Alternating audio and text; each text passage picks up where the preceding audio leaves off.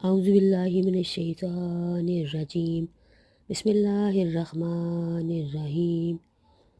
عزیزو، دھیمے رہ کر جینا سیکھیے، آواز کو دھیما رکھیے، ہنسی کو دھیما رکھیے۔ جہاں آپ کو اونچا آواز سے بولنا ہو جاتا ہے بعض وقت تو بولیے، لیکن ہر وقت نہیں۔ ہمیشہ آپ ایک ہی ٹون میں رکھیے اپنی آواز، اپنے بچوں کے ساتھ، بیوی کے ساتھ، ماں باپ کے ساتھ، بہن بھائیوں کے ساتھ۔ حضور صلی اللہ علیہ وآلہ وسلم نے فرمایا، 3 چیزیں ہیں ہلاک کرنے والی، اور ہلاک کرنے والی چیزوں میں آپ نے شمار کرایا نفس کی خواہش جس کی پیروی کر لی جائے۔ اگر تم سے نفس نے کہا ہے کہ یہ کرو تو تم لگ گئے، یہ نہیں دیکھا کہ یہ حلال ہے یا حرام۔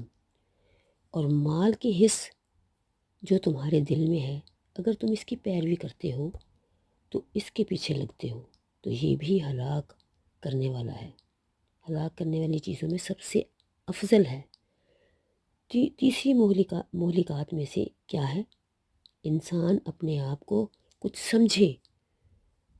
سمجھے، یعنی یہاں تک سمجھے کہ وہ غرور کی حد تک چلا جائے، کہ حضور صلی اللہ علیہ وسلم نے فرمایا کہ جو چیز سخت ترین مہلک ترین ہے نا، وہ یہ ہے کہ اپنے آپ کو کچھ سمجھنا کہ میں تو بڑی توپ چیز ہوں۔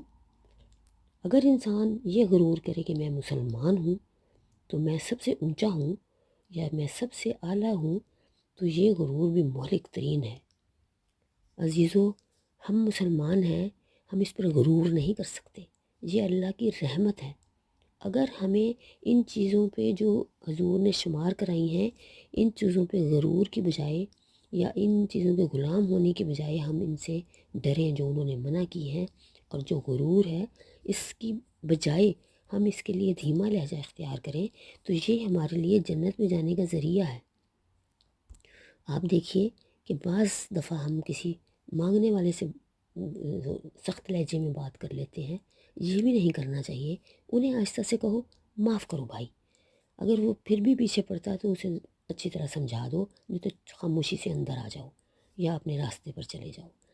آپ اپنے جینے کا، زندگی گزارنے کا طریقہ صحیح کریں گے تو آپ کے لیے ساری لائنیں سیدھی ہو جائیں گی، ہم سیدھے راستے پر چل پڑیں گے۔